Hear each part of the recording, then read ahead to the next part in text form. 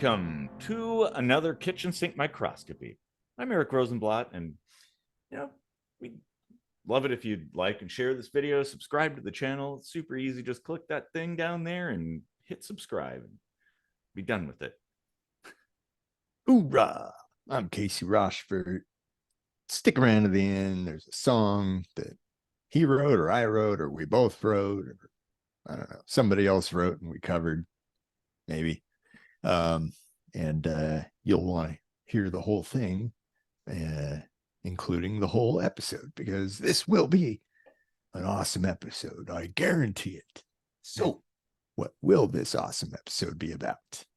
Well, previously in Lightning Strikes Twice, you had brought up this idea of the world police, essentially, which, in my mind, I'm always thinking like the song from Team America, World Police,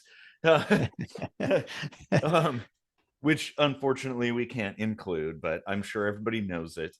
But it was kind of really, we barely were able to dig into this, and I think this is a really interesting topic, like an interesting concept. So I think we should expand on that and continue kind of what we were talking about before. Yeah. Another angle that we could talk about is like how the US kind of acts like a standing world police already. Well, that's kind of the joke from that movie. And the problems that come with how that's operated, kind of shows you that if it's like a centralized authority sort of thing, that there's a lot of corruption that comes with it. So there is. Well, and one of the issues with the US being world police, essentially, is that they pretty much serve their own interests. Like, right. It isn't truly police. Like, there's a lot of things the US gets involved in that seem like police-like actions that are, we really have no business being involved in. And in fact, in a lot of cases, the US created the problem that they're solving. And then there's a lot of stuff like atrocities that happen where the US does nothing while millions of people are killed. And, right. So it's like, well, so the US military is to the world what the United States police forces are to the citizens. Exactly. Yeah, pretty much. And that's because that kind of because even though being an anarchist, I don't believe in the concept of like there being governments and authoritative figures kind of pulling the strings and ruling everybody. But I think there should be some kind of system, like a checks and balances system for the whole world, especially how small the world is now. Like we're all connected together, and like, I think if we're to go into like a Star Trekian future where we're now spacefaring, we'll need to get our house in order, essentially. And I think there should be a system for that. But I just don't know the best way to do that, because the potential drawbacks to a centralized police system for the whole planet are very potentially scary.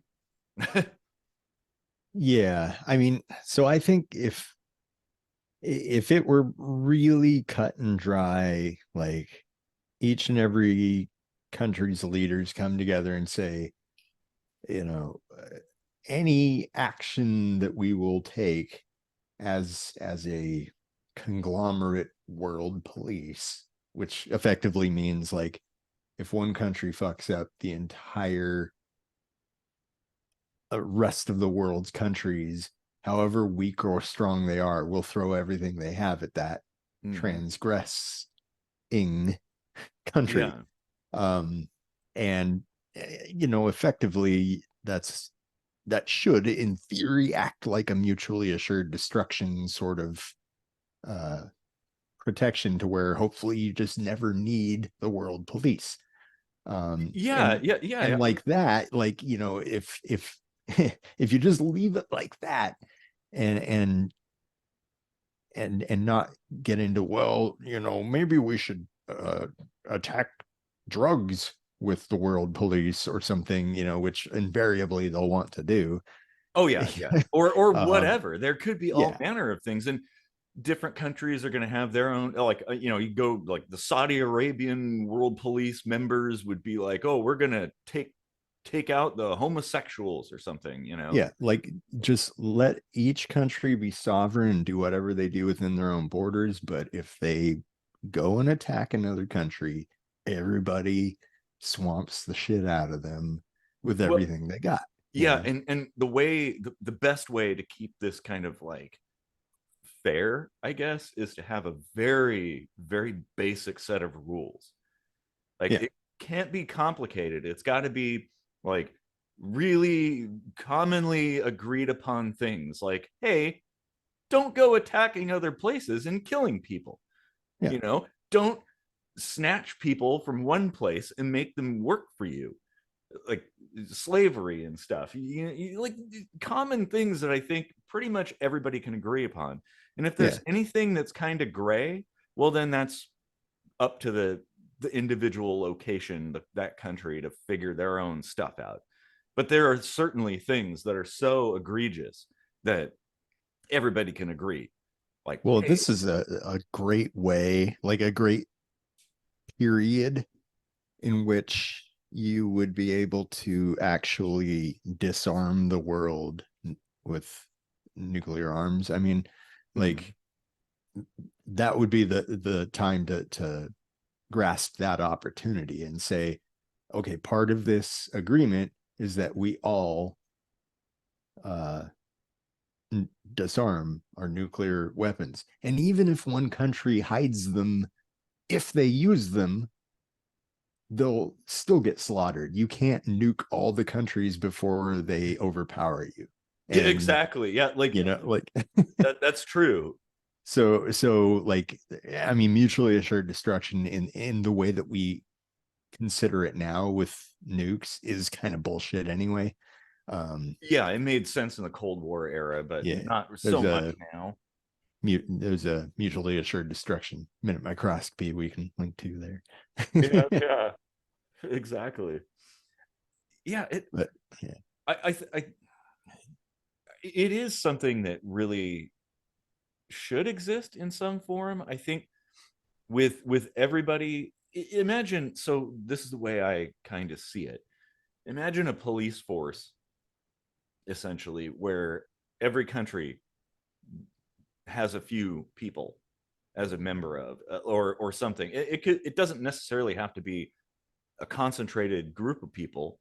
There could be people located in their respective countries, but they're tasked with being part of this force, and they have their own gear and their own system or something like that.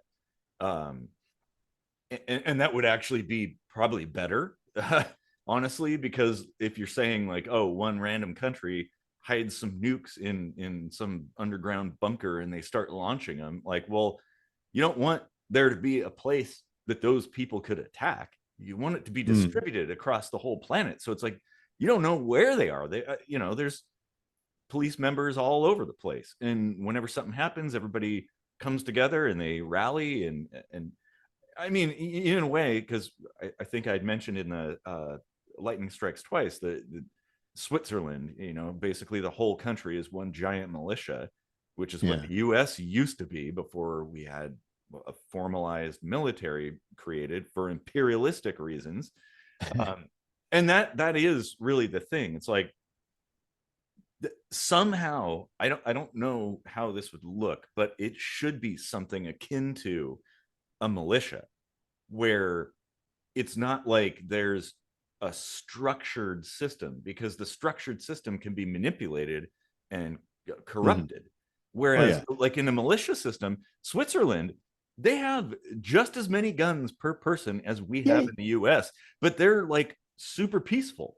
I thought about saying that at the same time as the nuclear disarmament, just like everybody gets rid of their military at the same time. But like, I mean, like, there's something to be said for the ability to have a swift reaction across the world. I mean, like, if everybody has a rifle in their house but not a jet in their backyard, you know what I mean? Yeah, exactly. Like, how good's that idea going to work? So I kind of put that to one side, but um I not to overcomplicate it, but there are transgressions that aren't violent in nature but are still war, such as um economic war, let's say. Sure. uh Well, and I, impeding trade or something like that. That yeah, could be a thing. exactly, which, you know, like, I mean, it goes back to the days when people would burn the crops and starve their enemy to death, you know, like, Or it's effectively yeah, the same thing. So like that does kind of constitute a violence as well. So it's an initiation of force. Yeah, because I yeah, I mean, mean, you depend on trade. Like obviously, if you're just trading knickknacks, that's not the end of the world necessarily. Although economically it could be, because even trading knickknacks, it's like, well, this is your livelihood. This is how people feed their families, is by selling their knickknacks to this country over there.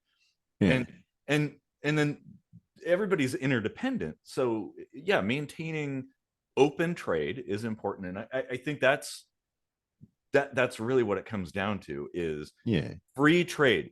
There should be no impediment to trade, no like embargoes or But whatever. the problem there is that just ceasing trade altogether with a country can have devastating impacts to that country. Yes. So at the same time, either you're saying like you're not allowed to not trade with a country, or better yet, maybe say that like there's a certain equity that you have to provide to each and every country. Like, if they want to do trade with you, you know, like, you sell your goods to this country and that country wants it too, well, you got to sell it to them as well. And just say like, you can fluctuate the price if you want, but it has to like not be egregious, you know. Like, Yeah. so regulation is what I'm talking about. Like, if you just regulate the trade a bit, um then you get away from saying, well, you can't like not try to deter that country from having any interaction with you. You know what I'm saying? Well, Like, yeah. I'm trying to get away from like the complete removal of autonomy by Well, saying you have to trade with everybody, you know. the the the, the, the thing is, every country and every person really should be free to trade with whoever they want, And they still would whether be. they want to or not. Because I mean, having this equitable situation is like saying, okay, well, if you go, it'd be like mandating that, okay, if I buy from McDonald's, the next day I have to buy from Burger King, right? Even though Burger King is No, that's equality. Burger King is objectively ass. Um, except for the chicken fries. Those are The damn good. chi- their chicken is good. Yeah. Yeah. But everything else, but so there has to be an allowance for people to say, like, you know what, you've been providing us with terrible products and terrible service. We're just not doing business with you anymore. And now, this kind of scenario of a country completely cutting off all trade with another country is a product of government. Individuals don't do that. Like, you will not find an entire country where every single individual just is like, you know what, we're not buying from China. That won't happen.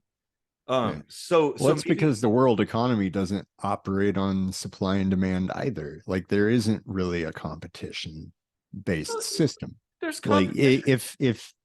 if a country is providing a shitty product, people go to another country for it, then, you know, like there's still a source for it, right?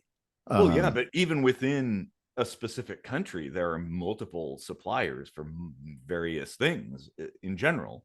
Yeah. Like I So, can so go, theoretically, like you should still be able to trade with a country and just yeah, say, well, not that company, yeah, but that exactly. company, you Because like, know? oh, people are always talking shit about, oh, Chinese made stuff, Chinesium, it's all garbage. It's like, no, no, it's not. Yeah, sure. I've gotten stuff that I've ordered from a Chinese company that is trash. But I have gotten some stuff that's surprisingly good for the price. Like extremely well made. And Makita tools. Is that? yeah, Oh no, that's that's Japanese, isn't it? Japanese, I think. Yeah. Hmm. But they might be made in China now. Who knows? But even then, it's like, okay, it's not where it's made. Like, for instance, Mexico builds a lot of cars that are sold in the US. Mhm. Or there's a lot of car manufacturing done in Mexico, shall I say. Um, By well, US based companies. Yeah. or Japanese. So because here's the thing, if you buy a Ford made in Mexico, it's likely not very well put together. But if you buy a Toyota made in Mexico, it's really good. Like it's perfectly fine. Huh. Like because the different companies operate differently. They treat their employees differently. They have different ways of systems of manufacturing and stuff. And of course, Toyota is probably in the whole of Earth the best car manufacturer ever. Um, Yeah. Yeah. And Ford is kind of crap, actually. yeah, kind of. But Unless you that buy that the might be why they spent a little less on the manufacturing in Mexico than yeah, yeah. Toyota did. Well, Yeah. and here's the thing: it's like if you buy Ford stuff that's made in Europe, like say the Transit, those are pretty okay. They're not bad. But if you buy Fords made in Mexico, they're kind of garbage. Okay. We Um, need a new car, and I've been like shying away from the Fords, but maybe I'll give it a look. well, Um, Ford trucks are pretty okay generally. yeah, but I mean, trucks aren't really a thing in Germany. No, no, no. Uh, You see a few, but exactly. Well, so I mean, the trade people thing. here have plenty big penises already. So, So, like in this concept, though, it's like I think the core uh, factor is that trade should be freely flowing. That somebody shouldn't be impeding a flow, and like say from this world police standpoint, if a country like a whole country, let's say the US suddenly as a country, a sovereign nation decides, you know what, we're going to cut off all trade with China, which of course would be like cutting your own head off.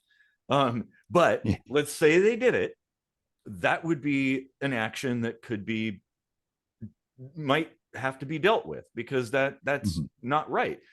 Like individuals should be able to trade as much as they want. Companies should be able to trade and move things around as much as they want. And say, let's say Japan is shipping some stuff out and Chinese military vessels get in there and they block them or something. Like, okay, well that's an aggressive action.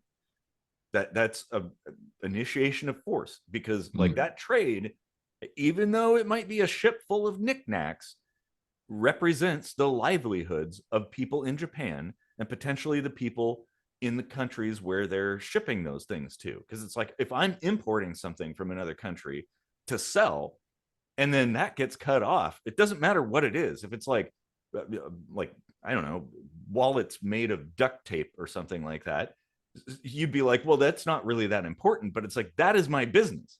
That's how I feed my family. That so You know that's what? important.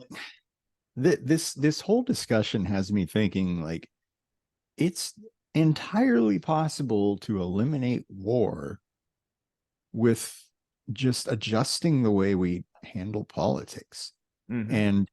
And I think that's probably the most important thing we should be focusing on as a world, because I mean, like, the environment is super important, yes, but the best way to fix the environment is with global harmony and lots of money and research and time. And all of that would be possible if we weren't spending all that money, research, and time on war. I agree wholeheartedly. Yeah. That So that is let's like fix our politics. yeah, look at how much of all of this is wasted just to basically get destroyed and to Mm, destroy. Like it's all about destruction. Like how much can we destroy? And then talking about the environment too, it's like think about this. All these military vehicles, all these rockets and bombs and stuff like that, what impact does that have on the environment? I mean, it obviously, talking about like Ukraine and stuff, like Ukraine, so much devastation physically, the land, animals, yeah. like habitats have been destroyed, Totally structures senseless. structures that have been built and existed now have to be rebuilt. So there's a consumption of resources that didn't need to happen. Plus, all these jets and explosives and stuff. I mean, they've got to be putting something out into the atmosphere. All tanks, trucks, just driving around to destroy. Yeah. Like that doesn't make any sense. That's counterproductive to the planet. And Oh, yeah, yeah. like the, we should be. I think in the absence of this threat of war, we'd be liberated to be able to put our minds to the task of solving big problems. And we probably should be doing that sooner rather than later. I mean, Uh-huh. because obviously we have the environmental aspect, but there's also stuff out in outer space. There's threats from outer space, not necessarily aliens. I mean, that could be a factor. Maybe we ought to be ready for that. But there's things floating around in space that are world ending, that if we're Yeah. not ready to deal with that, then, well, we're done. Like these wars we've been fighting over, these stupid lines on maps, these territories, they're all gone. We're all gone if we don't have a way to deal with this stuff. And then not only that, but there's another threat which might become a pretty big deal pretty soon, and that is space junk. Uh, And that's where like this whole world police thing kind of comes into play. Like, we need to basically agree on how we're going to conduct ourselves in orbit, because there's a lot of shit floating around in space, right? Low earth orbit that eventually could become a huge problem. um Even a little fleck of paint can be extremely destructive, yet there's thousands of large objects floating around. All it takes is a couple of them to collide with each other, because a lot of these things are defunct now, so they're yeah. they're So not controllable. I can see then an argument for world policing to include not transgressing upon the environment, including our outer atmosphere, let's say, Yeah, um, because that does negatively impact the entire world. yeah. And if one country is like, nah, I'm just gonna, you know, throw this over there and this out there and dump this sludge over here, like, eh, Pollution of the atmosphere or the waters, like we all share the same atmosphere and the same yeah. water basically. So It's one thing if the whole globe doesn't know better yet, but mm, we all know this shit is bad now. So, like, there's yeah. no excuse to keep doing it. No, and especially because there's so many alternatives. Mhm. Like there's no reason why you should be just dumping shit into the ocean. There's no reason why you should be using particular fuels, or and just releasing certain chemicals into the atmosphere, because there are ways to not do that. Yeah. and still get what you are trying to achieve. Like it is, yeah. So I think that too is a thing, because I mean, it's like, yeah, you're right. It affects everybody.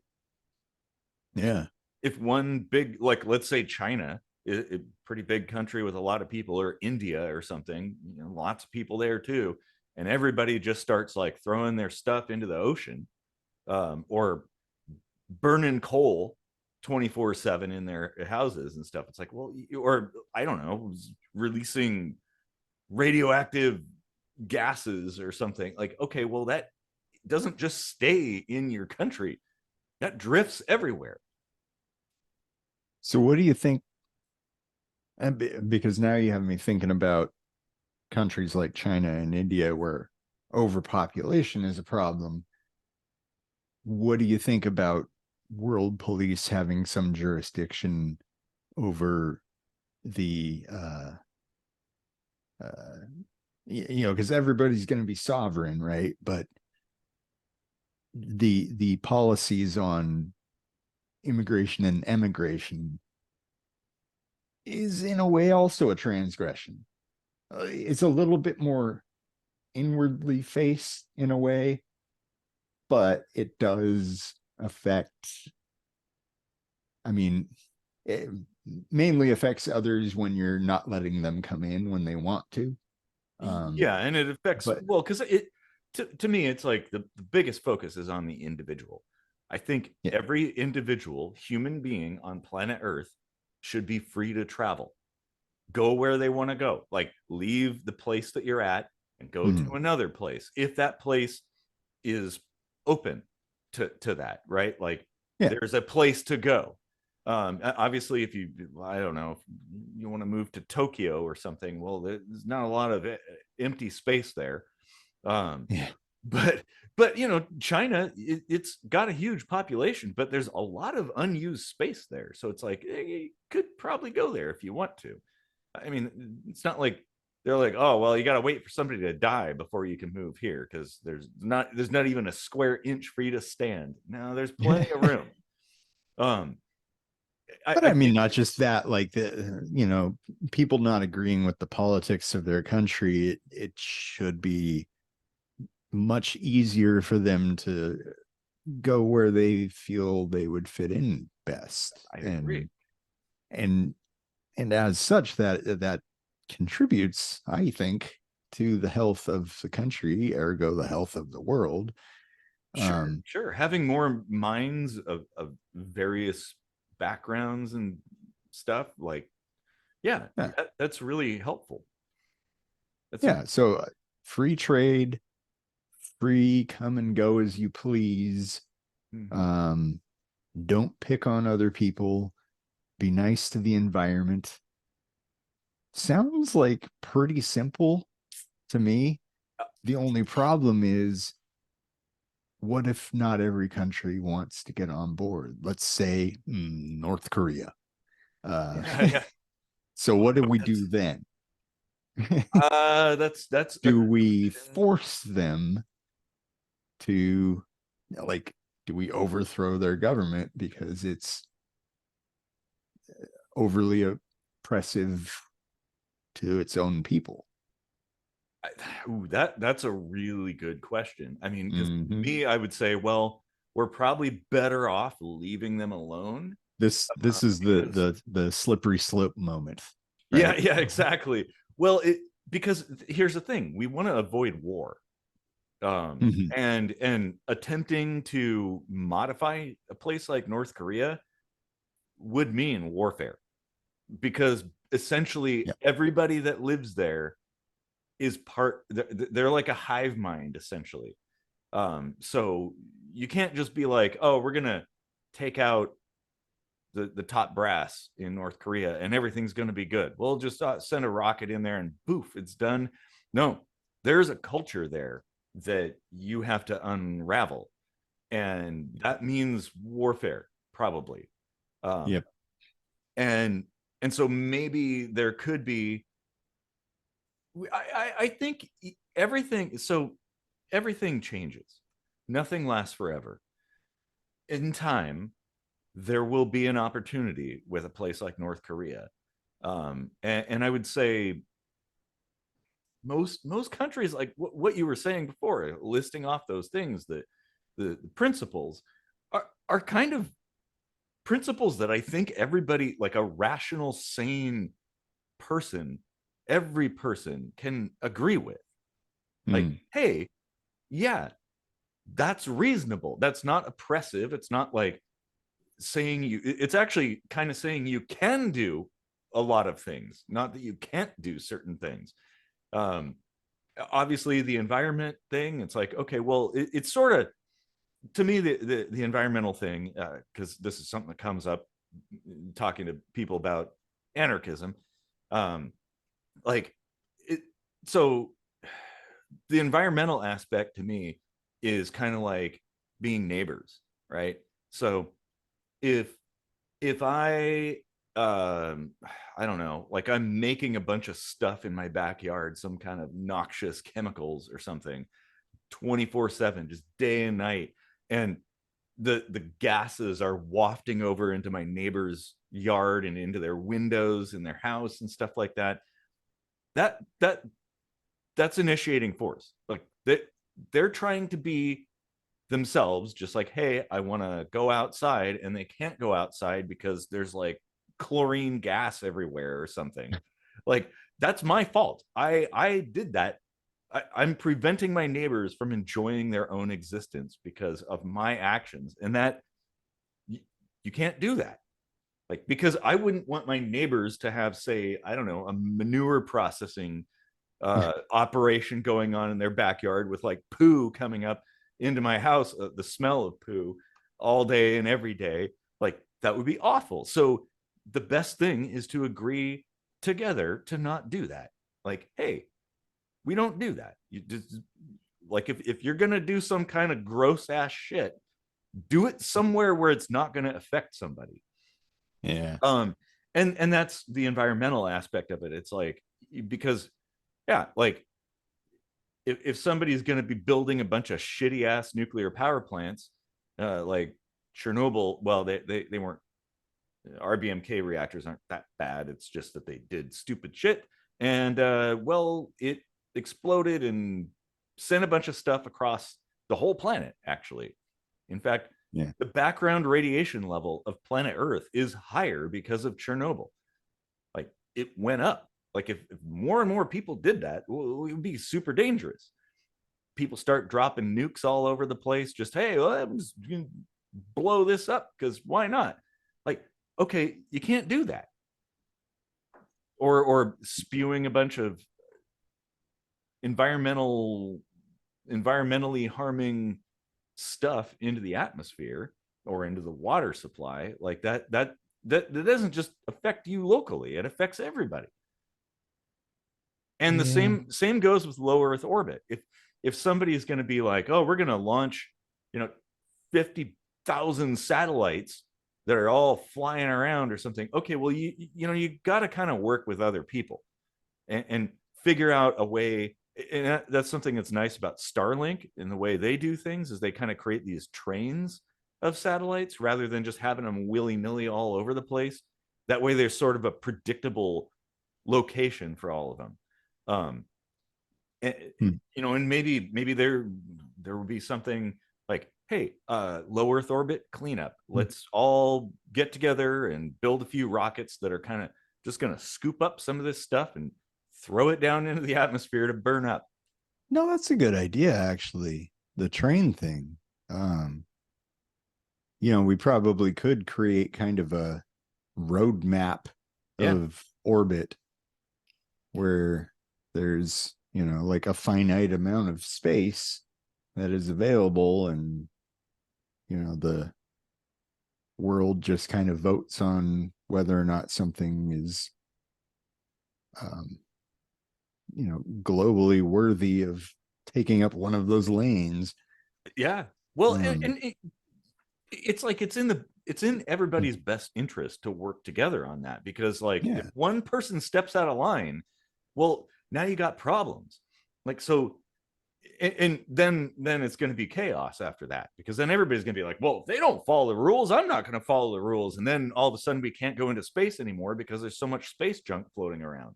Like, we got to have some kind of system of order. And yeah, like, okay, there could be exceptions. Maybe you could propose an idea to the global system and be like, hey, we're putting up a weather satellite and it needs to move all over the place. So, but the benefits outweigh the drawbacks, because having these satellites all over the whole Earth all at once, or GPS or something like that, whatever, there could be some kind of justification, exceptions that make sense, but not just because, oh, well, we want to spy on other people. No, that's not justification. That's a good point. Surveillance is a transgression. Mm-hmm. So how would you handle that even? Well, yeah, like, because privacy is really important. It's like having spy satellites or something is no different than like me expecting to be private in my house and then somebody having like an X-ray viewer that can view through my roof and they're just watching me, watching me watch porn or something like that. That'd be weird. Like, what do we do now? I'm going to watch you. Exactly. Yeah, and I agree. It is a transgression. And now here's the thing. It would be pretty easy to eliminate all of this spying if we eliminated the threat of war, because that's why all this spying happens, is because people are looking at other people, trying to see what they're doing because of war. It all comes down to that. And that's like basically that's not. So nukes, embargoes, and surveillance need to go away. Unless it's for scientific research. Like if it's a globally beneficial thing, like obviously tracking the weather is sort of a surveillance, but when it's done for the purposes of, hey, let's all share this information. That's the thing. It's like, if you're surveilling, it needs to be open source. Everybody needs to have access to that, or nobody can have access to it. Yeah. Like, go ahead and put up these high resolution imaging satellites and stuff like that, but everybody should be able to look at whatever that satellite is seeing, the data. Yeah. If something has a potential for global impact, it should be exempt from any kind of proprietary nature. Yeah. Well, automatically. I pretty much anything that's in low Earth orbit, like, okay, if you build a spaceship and send people off to, I don't know, Proxima Centauri or something, well, that's your own private thing. But if you're orbiting the Earth, you're basically orbiting everybody. You're over everybody's head. So at that point, I think there should be no expectation of privacy. Yeah. Well, and even if you invent something that will help the entire world, like a way for there to always be clean water, no matter where you are, or what you have with you, it's just this magic pill you drop in the water, whatever. You don't get a patent on it. You'll still get rich. Don't worry. I don't. Well, and I don't believe in patents or copyrights to begin with. So it's like, I think that should go away. Like, yeah. I mean, look at this. Think about this too. It's like, okay, how many, you go to AliExpress, right? Or eBay or Amazon, you can find thousands of knockoff iPhones. Why would people stand in line in the rain for hours to get the newest iPhone and spend like $1,600 to get it when they could just go to AliExpress and get one for $100? Well, because everybody knows those suck. They're a knockoff. They're not an actual iPhone. And like, they're doing their best making these copies to make them as close as they can, and they still can't do it because they don't have the means. And so that's the thing. It's like, people will respect your brand, your product, if it's a good one, regardless of how many copycats there are. Like, you don't need to protect your IP.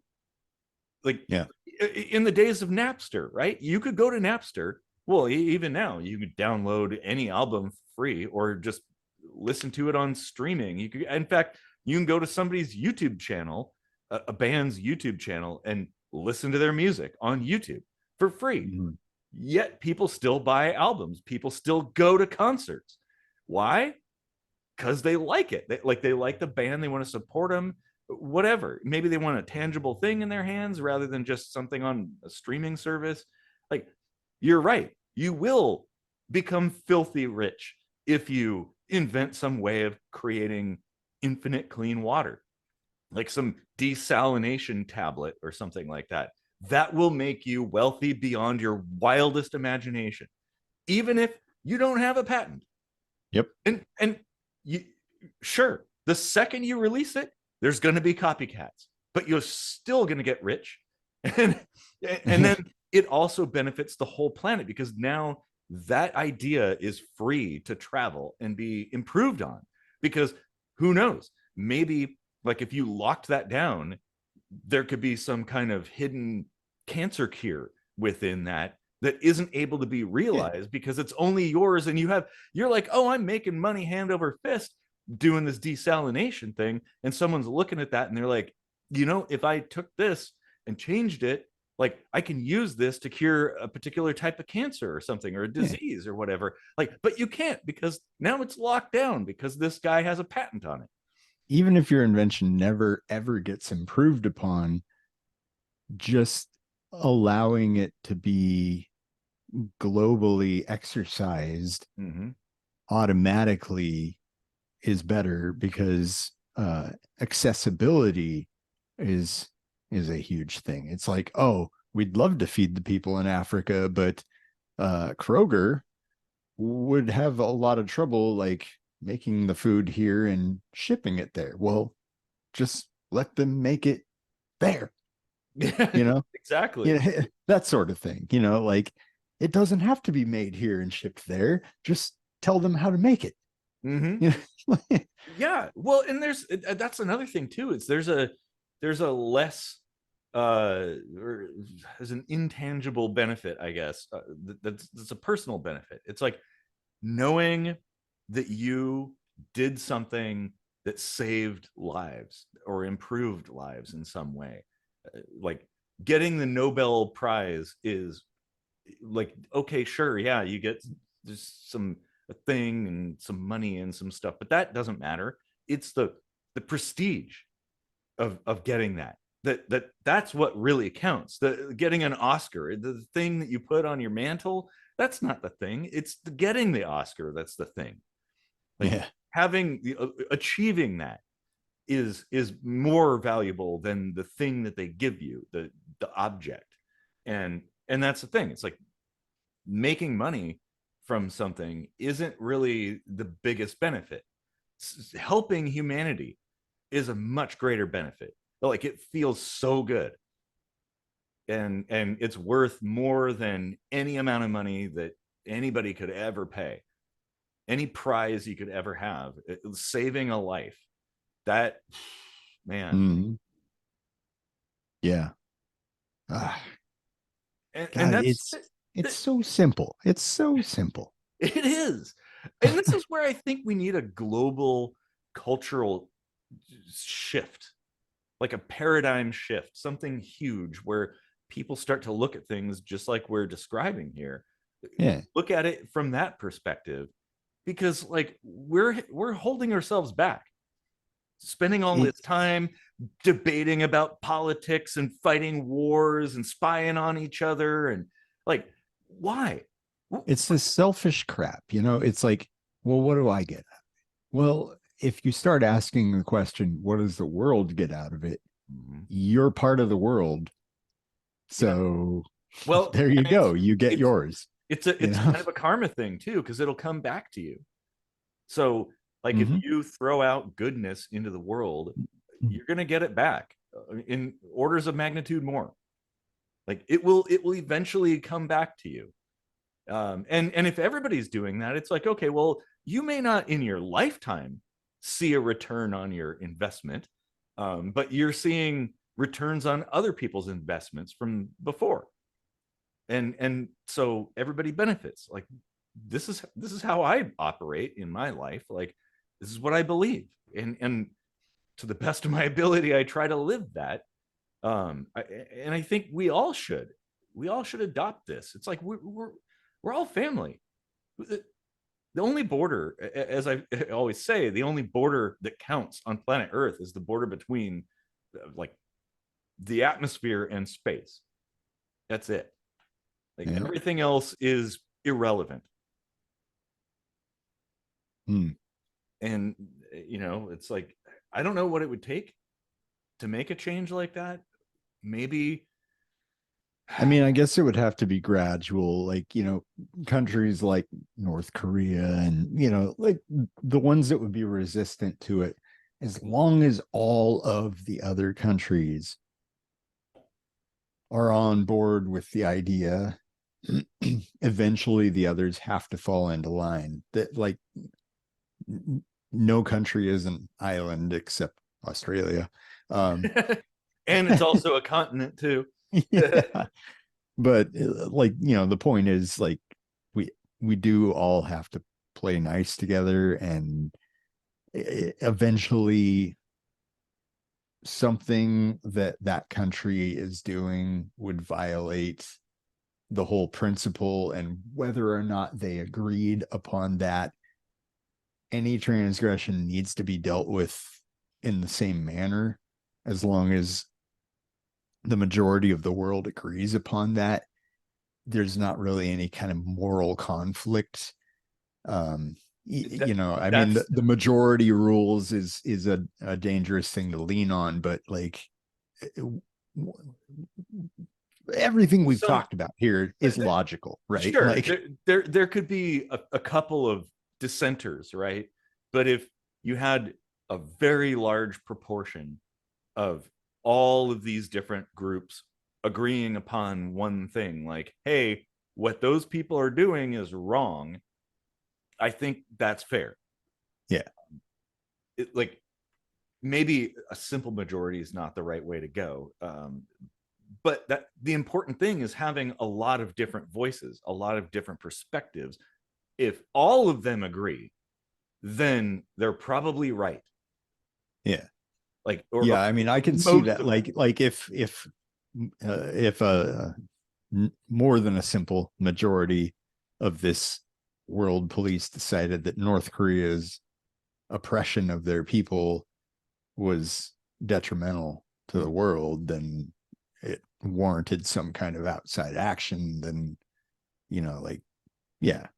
And it could, here's the thing too, it may not necessarily need, the response doesn't need to be a violent one. It could just be just like showing up at their door, basically.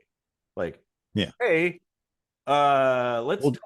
Let's have a just simply saying, like, okay, you need to open your borders and let people leave if they want to. mm-hmm. If not, then we have to get a little bit more forceful, Yeah. and if they have the entire world saying, hey, if you don't do this, then we're going to have to get nasty. Mm-hmm. I bet they'd start thinking about, okay. Well, yeah, I mean, it's like I have a bunch of guns in my house. But if 1,000 people showed up at my house with no guns, and they're like, hey, we gotta talk, I'd be like, Mhm. okay, let's talk. Because there's no way. Well, it's like in the movie Stand By Me. What was that? Oh, it's been a long time, but kid pulls out a gun or something with the other kids, and the one kid's like, "What? You gonna shoot all of us?" And he's like, "No, just you." And then it diffused the entire situation. Like that's all it takes. Peaceful resolution, and this is where having a lot of different perspectives and minds working together, there's enough. If you get enough people together, any problem can be solved. Any problem. And when it comes to dealing with societies and different cultures and stuff, like you get enough people together and you might be able to figure out a way to solve things without it coming to blows. I would hope. But when you have one country kind of at the head of it all, well, then it always inevitably comes to blows.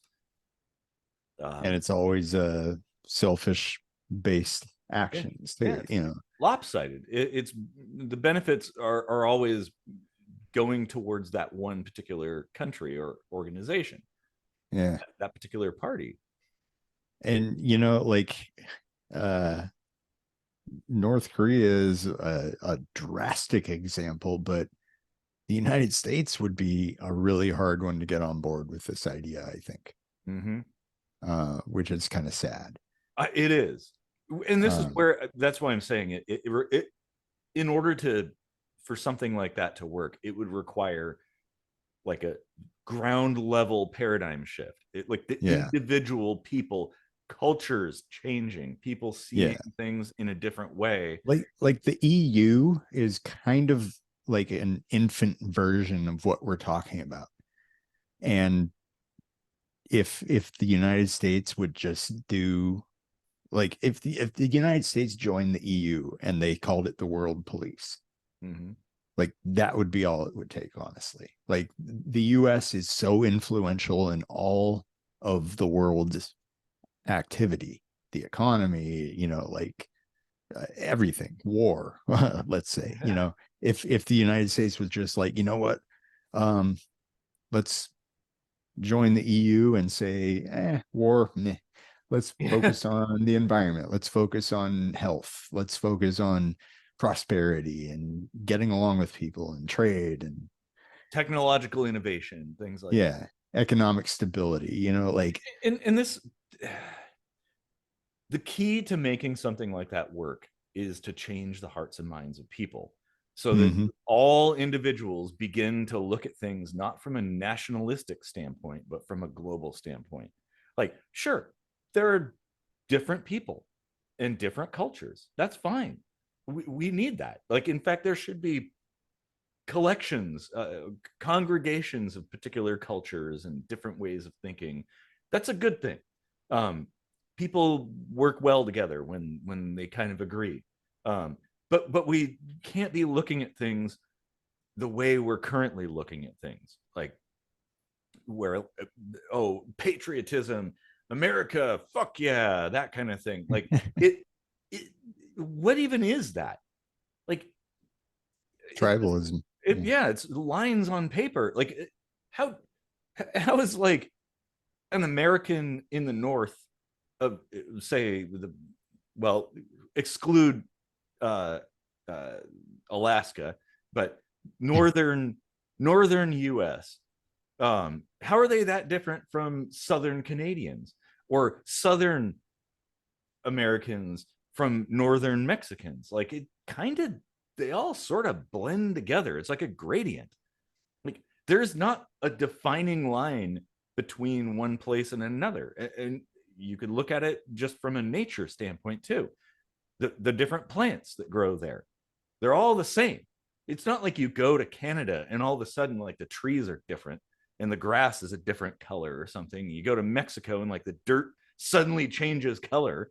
It's the same fucking dirt. The same waters run through those areas. Like we're all connected. And Well, that's in Red Dead Redemption, like as soon as you go into Mexico, you're wearing a poncho. how The music changes. So so pretty sure there's a difference. Yeah. mm-hmm. Yeah. But I mean, it's important that we start to look at things from that perspective. That well, not that perspective, the video game perspective, but um, this idea of just things kind of being loose and informal. That borders really don't matter. Yeah, okay, sure, you could be proud of your heritage and stuff. I mean, that's all fine and good, but like those lines those lines keep changing all the time. They've been changing for thousands of years. Like it doesn't matter. I would rather be proud of saying that I was part of the think tank that came up with, the thing that crested the hill of saving the entire world, than saying, I'm an American. Exactly. Like, And this is kind of a step towards like a Star Trekian future. It really is. Like, and I kind of wonder if this even would invite one world currency sort of situation. Yeah. Actually, I don't really have a problem with that. Yeah, I don't either. It's a standards thing. Like it sounds like a bad word, or phrase, I guess, but it's not really. Like, if we had a harmonious system keeping things in check, like a world police that we've been describing for the last hour or whatever, uh, yeah, the economy would be fine with one currency. It would actually be much simpler. It'd be a lot simpler. Well, it's a standards thing. Like, you want to be able to go anywhere and use something that you already have, right? Like, I want to be able to take my phone and plug it in and charge it wherever I go. Not if you have Apple. Oh yeah, exactly. And Apple has to go away too. Sorry. Well, that's part of the deal. Yep. That's our first action as world police. I'm just kidding, kind of. Yeah.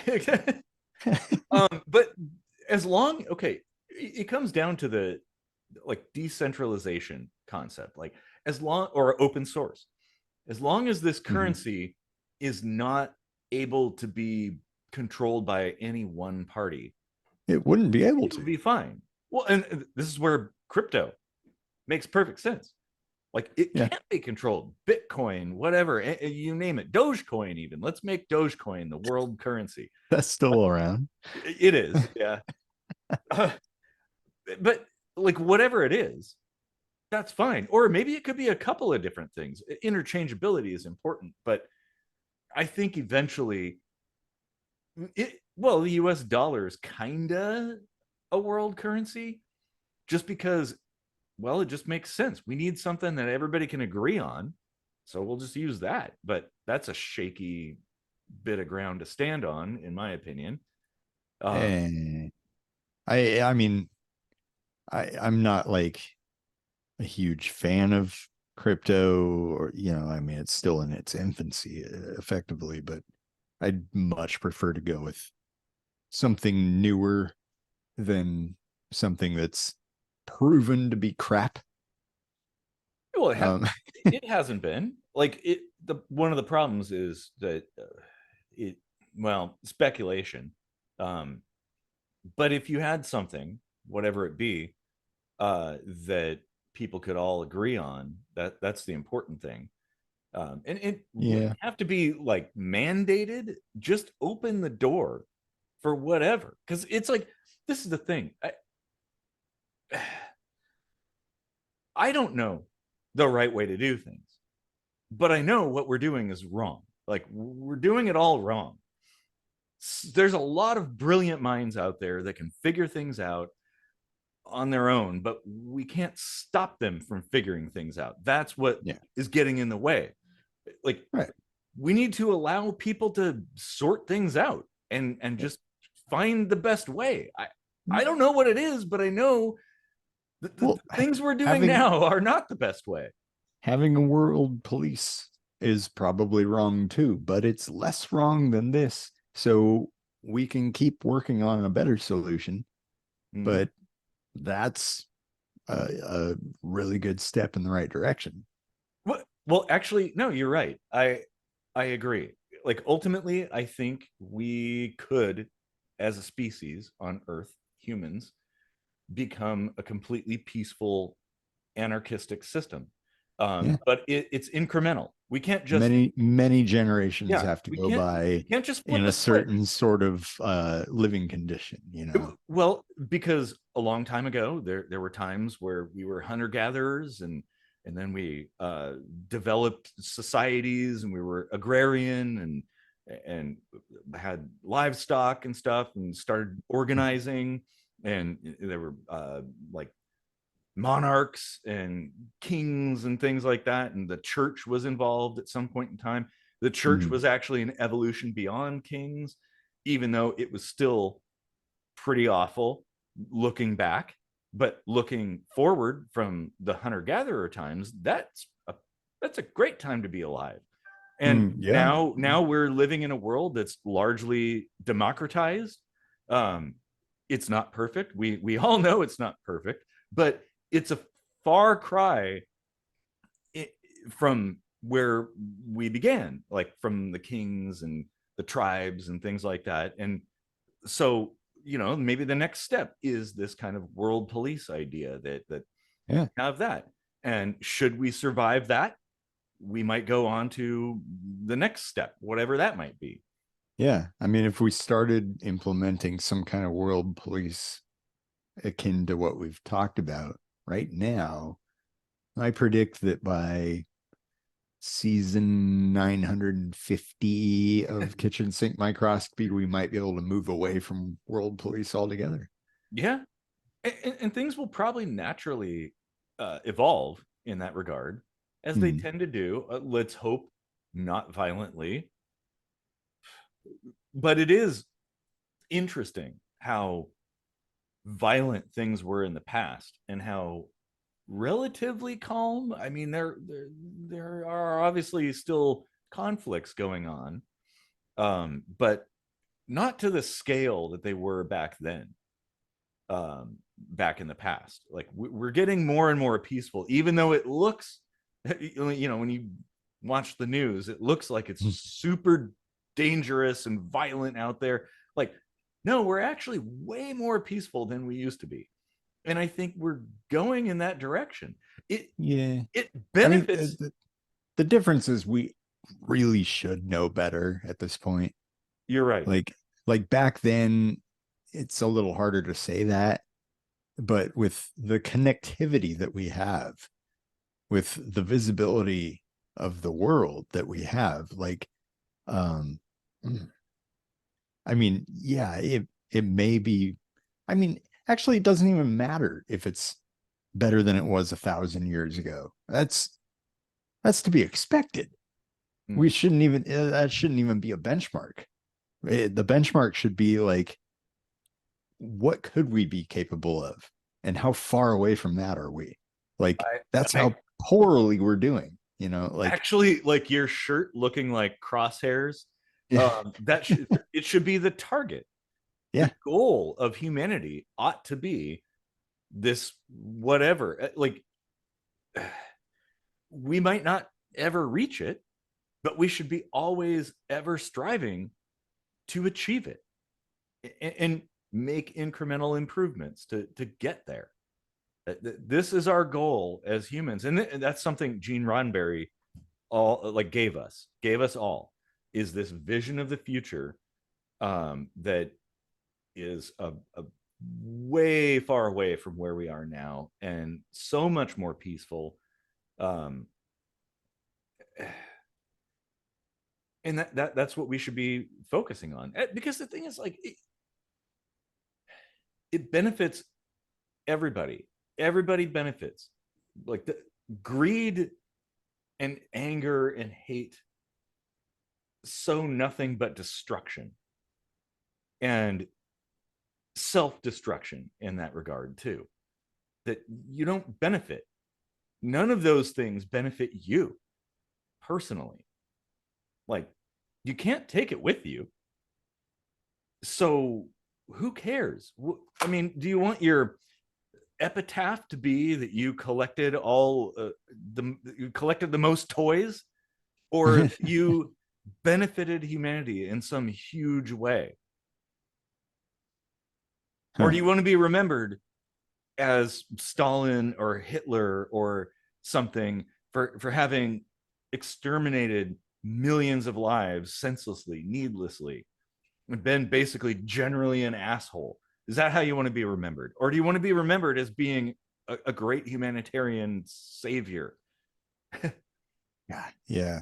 That's what I don't understand. Like, I can't believe we didn't even bring up Israel and Hamas and all that stuff because, not just Putin, but like there's a lot of crap going on right now that's all about just like wiping out a bunch of innocent people despite a few people. And I was talking to my wife yesterday maybe about the whole like war on terror thing being kind of a futile and um, hugely damaging endeavor, where the US went, much like Israel, went to war with an entire country over a small sect of people Yep. that have a philosophy. Like you're at war with a philosophy and you're attacking a country and killing innocent people. Which only That makes you the bad guy. it does. And that only fuels the fire. Like Mm-hmm. that, you can't, you basically by doing that, something like that, a country makes martyrs, Yeah. and those actions only serve to reinforce the ideology that those people have. Yeah. And Just, Taliban, ISIS, Hamas, they are bad guys too. Yes. But Israel and the US are worse bad guys because they kill more people. yeah. Well, It's as simple as that. Like, yes, and they're both bad, but one's worse well, than the other. but at least, like, here's the thing: Hamas and the Taliban and ISIS and stuff like that, they at least base their actions on an ideology that is very focused. Like, and we can look at that and be like, that's ridiculous. And okay, fine, look at that and be like, that's ridiculous, and laugh at it and stuff like that. Okay, so we're better than that. Then why are we doing the exact same thing they're doing? Yeah. On We a much larger scale. Yeah, if we know better, if we're so smart and so developed and so advanced and so cultured, and those people, people in the hills and living in caves and stuff like that, they don't know any better. Well, why are we doing the same shit they're doing? Like, if we're so smart, we should be able to solve that problem without firing a shot or dropping a single bomb. But clearly we're not that smart, or maybe we are that smart, and the system is basically deceiving the public to be able to do some things that system wants to do, but really couldn't justify it logically unless Yeah. they craft this tale behind everything. And yeah. What I mean, what you do, where you live, how you live has absolutely nothing to do with whether or not you know what's right and wrong. I mean, like you could live in the hills and have a peaceful, balanced view for the world. Mm-hmm. Who are we to say? I mean, was Einstein a patent clerk or the greatest physicist who ever lived? You Was are not your job. were were kitchen sink microscopy just a couple of YouTube guys, or were they the greatest philosophers who ever lived? You know?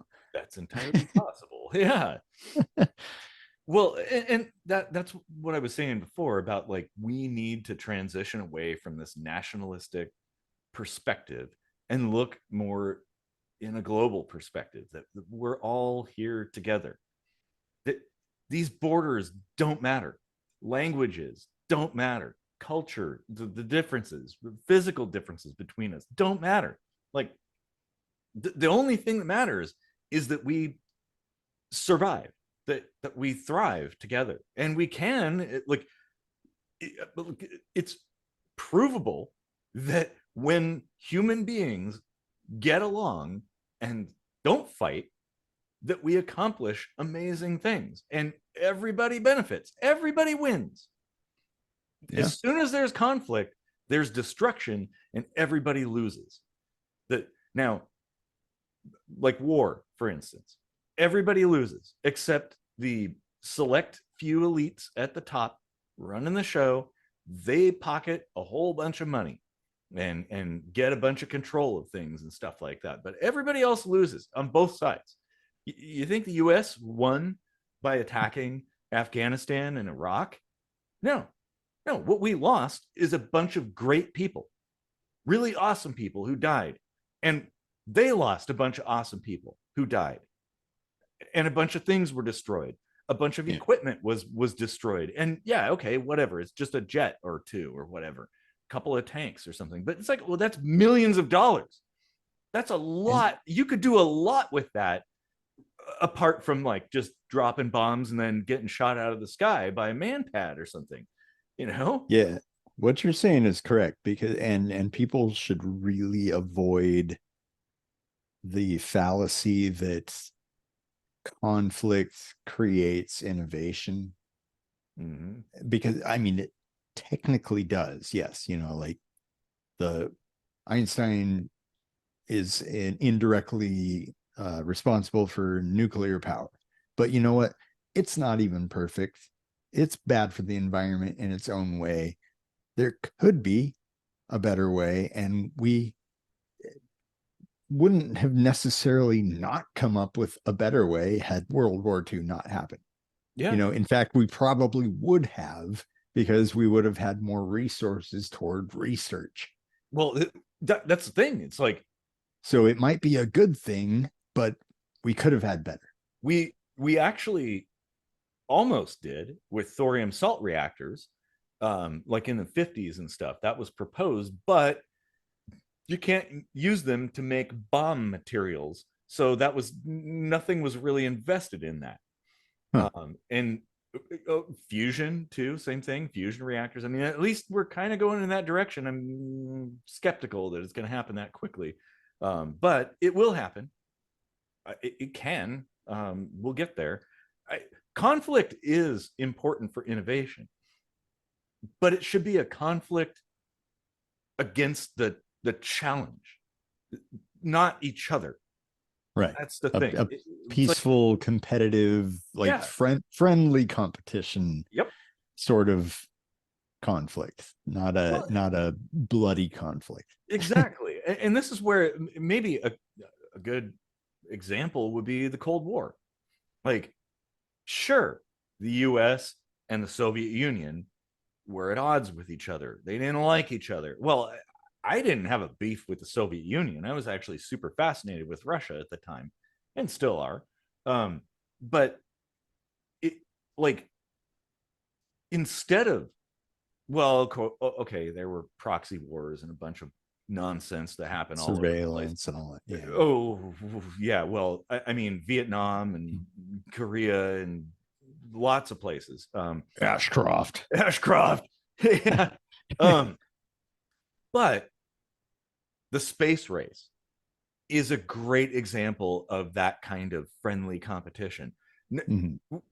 Sure, there were ideas like I think the Russians had the Almaz, that was kind of like a military spacecraft idea. That was a side quest. I mean, that wasn't really a Cold War thing. Well, think about this too. My favorite space thing was the Apollo-Soyuz project, where the Apollo craft and the Soyuz craft met in space, joined up, and not only that, but like the engineers back on Earth had to figure out how to make that happen and work together and collaborate. And they docked in space, opened the hatch, hung out together, and had a laugh, and then went back to Earth. Like, that's the kind of conflict that we need. Like, hey, how can we accomplish this super impossible task?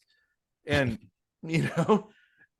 that's a good thing. Like, I would argue actually that the Apollo-Soyuz program kind of spelled the end of the Cold War. That was where it all sort of started falling apart. And well, then the US was helping out with Mir, and then the ISS happened, and that's a good, space brings us together. Well, I wonder, like, where in time that coincides with some episode of Star Trek. Well, it was 75 for the Apollo-Soyuz. Oh, So okay. it would have been like the animated series, I think. Hmm. Hmm. I don't know if I've seen all of those, so I can't say for sure, but there probably was an episode that reflected upon that or predicted that Mm-hmm. um in some way. TOS predicted it back in the 60s. Huh. Well, there I you mean, go. well, the like different countries coming together. You know, you had Yeah. Chekhov. Chekhov was like just a regular crew member, Mhm. and that Yeah, I was mean, I don't think Roddenberry gets enough credit for being like one of the greatest philosophers of humanity. that's one of the nice things, probably one of the greatest things about science fiction, like good science fiction, like old Star Trek, is it's hope. It shows us an image of how things could be and should be, and maybe True utopian science yeah, fiction. how Yeah. we can Mhm. get there. Like, I don't believe there's ever going to be a utopian society. I have no delusions about that, but that still should be what we're aiming for. Like Yeah. this vision that Well, like Roddenberry had crafted, this vision of and, like, hey, we're all working together. and All these that's the conflicts are beautiful thing about offshoots like Deep Space Nine and Picard, where it takes a dystopian turn mhm. and injects that realism, that reality check. Like, okay, we're on the road to utopia. If you look back 400 years, this sure as hell looks like a utopia, but it's still not perfect, And that's another and it will never be fantastic perfect. that's Yeah. another fantastic aspect of science fiction. Like good science fiction is it can also be a cautionary tale, Yeah. like the Terminator, right? Skynet and stuff. Hey, you know what, maybe we ought to think about this before we put everything together. Well, another good one is the oh god, War Games, right? With Whopper running all the systems and being connected to all the nukes. Maybe this is not such a good idea. Um, like, and sure, some of these things are obviously fanciful and kind of out there, but it's a good lesson. It's a cautionary tale. Like, hey, if we go in that direction, this could happen. Um, there's all kinds of great science fiction that both proposes idealistic utopian visions of the future and completely dystopian visions of the future. Um, like, I think it's stuff that we should be paying attention to. Yeah. Yeah, Wow. man. Oh man, I think I just made a note to add this to the best of playlist, like the first time visitor, start with these, because like this was like a real diamond of an episode. Like so many good ideas in this.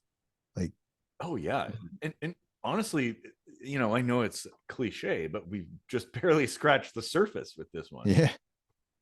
There's a lot more to consider, and a lot more conversation to be had about this particular topic. And I think this is probably arguably one of the most important topics that we could as humans ever have, like ever discuss.